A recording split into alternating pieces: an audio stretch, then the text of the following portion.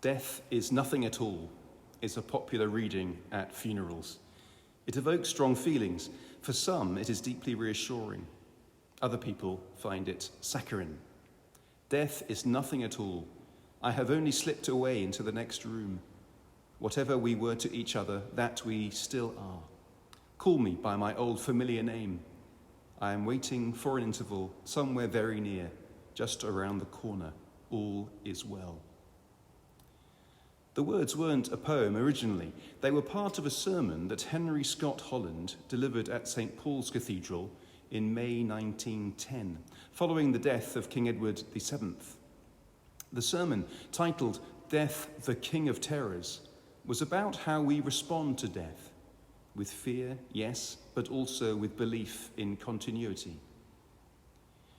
At this time of year, with All Souls and Remembrance Sunday, we remember that death is not nothing at all. In his sermon, Scott Holland recognizes the painful, terrifying reality of death. And he describes how in the weeks and months after a death, as well as grief, we laugh, smile, think of the person we love who has died. Scott Holland describes the experience of being with someone when they die peacefully. It is a mysterious experience. Just after someone has died, we look, he says, down upon the quiet face, so cold, of one who has been very near and dear to us.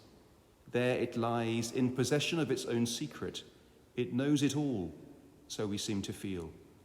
And what the face says to us in its sweet silence as a last message from the one whom we loved is, death is nothing at all.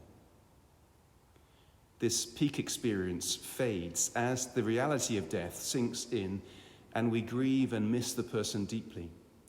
But, Scott Holland says, we can remember when we have returned to the twilight of the valleys, yet will we ever recall the moment when we stood upon the sunlit heights and saw the far horizons